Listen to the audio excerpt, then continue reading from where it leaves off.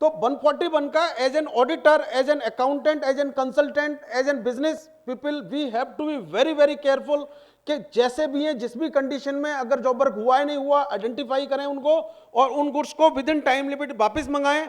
अगर हम वापस नहीं मंगाएंगे तो penal provision is too high. We have to advise our clients very clearly, और उसको वॉच भी रखना है, कोई ना कोई चेक्स एंड बैलेंसेस भी लगाने हैं, सो दैट कि जो चीज आज अगर हम आइडेंटिफाई कर रहे हैं वो टाइम लिमिट के साथ में पूरी हो। जनरली क्या होता है, लॉस हो जाए, मतलब लॉस हो जाते हैं, इसी तरीके के लॉस होते हैं। और कैसे लॉस होते हैं? तो एक अपॉर्चुनिटी है, हम उन लोगों के साथ में बैठें, बात करें, कहां कहां पड़ा हुआ है goods, not only job worker के पास में, अगर उसका गुड्स उसका कहीं भी पड़ा है, अप्रूवल पे पड़ा है कहीं, जैसे ट्रांजिशन में सारे बताए हैं कि जिनका उन्होंने क्रेडिट ले लिया है, अगर उसने अपने ब्रांच में डाल दिया है, उसने कहीं भी फेंक दिया है, मतलब कहीं भी रखा हुआ, उन सबको वापस लेना पड़ेगा उसको।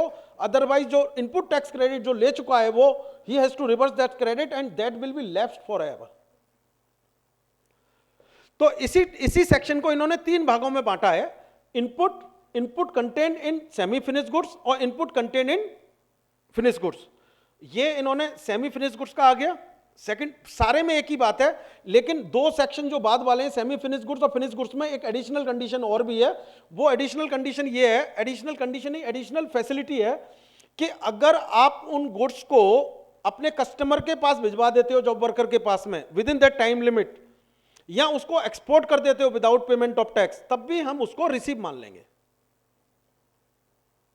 अल्टीमेटली सेमी इनपुट के केस में तो क्या होता है, input is not a finish component, जब बनेगा तो वो वापस ही आना पड़ेगा। लेकिन सेमी फिनिश गुड्स को आपने भेजा है और फिनिश गुड्स को भेजा है, तो आपके पास में 2 फैसिलिटी और भी हैं कि आप अपने कस्टमर के पास भेज दो या एक्सपोर्ट कर दो without payment of duty. Customer के पास भेजते हो तो आपको सप्लाई करनी पड़ेगी प्रिंसिपल को अपने पास से, एक्सपोर्ट के केस में भेजते हो तो एक्सपोर्ट के केस में विदाउट पेमेंट ऑफ टैक्स और विद पेमेंट ऑफ टैक्स, जो भी प्रोसीजर है।